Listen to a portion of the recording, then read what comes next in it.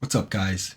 Coming to you on August 12th, after Fabrizio Romano reported that Manchester City are offloading Jack Grealish to Everton and are in the process of parting ways with Savinho, who's linked with Tottenham Hotspur, and James McAtee, who's linked with Nottingham Forest. Because of that, they are interested in signing Rodrygo from Real Madrid. Now, Rodrigo has always said that he wanted to stay at Madrid, has never considered leaving. So what's changed, right?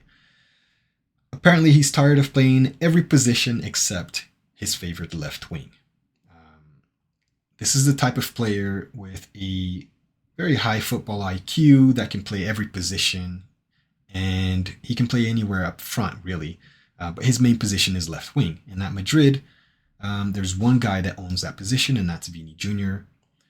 And Rodrigo would occasionally play on the left when Vini was out, and more often than not, he would deliver. But last season, that became even less common with Mbappe's arrival, and it's kind of tough being a jack of all trades, master of none. So he ended up struggling quite a bit towards the end of last season because you can never show your true potential, right? You do fine, you do well. Actually, he played, you know, he delivers solid sevens and eights, playing out of position. But you never know, you know, you never get to fulfill your potential if you're never playing in your position. So that becomes a struggle for certain players. Now, because of that, he's open to leaving. A source close to the people who deal with Madrid's transfers reported that if, and that's a big if, a deal that benefits all parties, meaning Rodrigo, Madrid, and City, were to be presented, then he would be open to making that switch. Although he would never force that transfer, he says that he's currently happy and he feels valued and he's looking forward to playing the season under Xabi Alonso. He even scored today in that friendly against Tirol. Nice little goal with a little hook up with Mbappe there. But obviously, that's a great way to negotiate, right? You're never going to say I mean, it's not ideal to say you're not satisfied where you are because that's a great way to get lowballed, right? Now, there are two things about this move that are enticing to Rodrigo, right?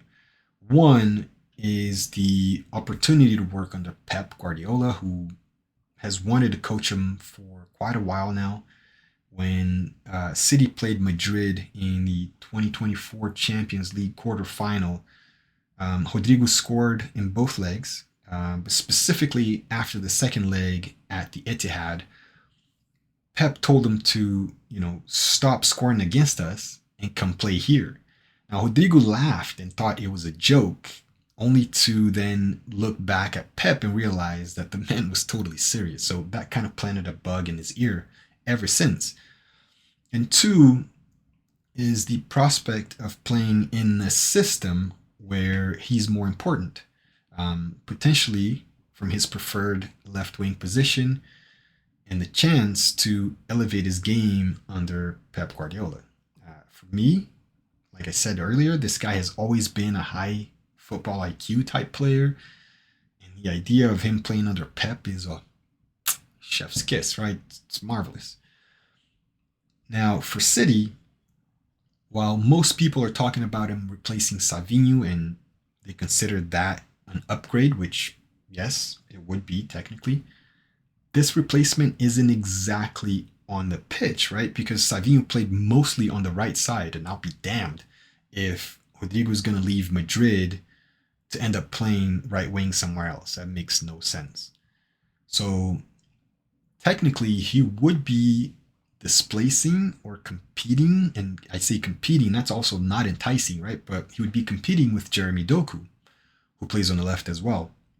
And while Doku is more aggressive, a more direct dribbler, and hits more crosses into the box, between the two, I'll take Rodrigo all day, right? He's more dynamic. He's better at passing. He's got better vision. He's more creative.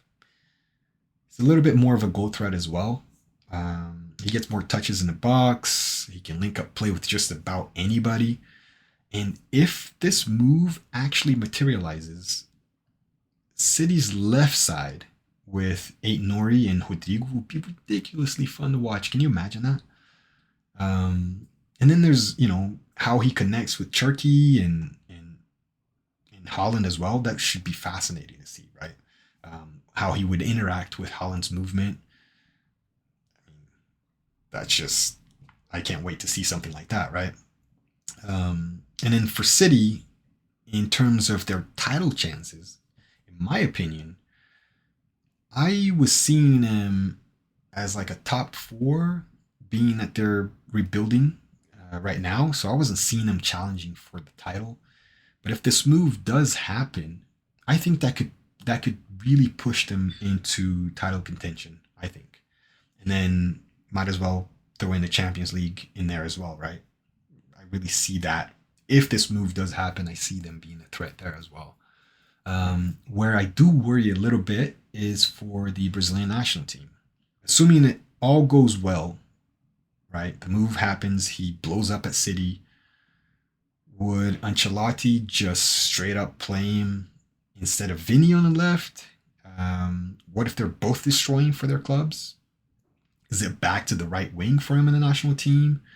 I mean, it's all a good problem to have if all your players are playing well, but and given that Ancelotti is a great man manager, it could work out. But there's a little something there that I'm there's just not quite sure how that's going to be handled. Um, but what do you think? Is this a good move for Rodrigo? Is it a good move for City? Should he stay at Madrid and try Xabi Alonso's system? It might work. He scored today, right? And for Brazil, what happens? Let me know in the comments. Make sure to like and subscribe. And until next time.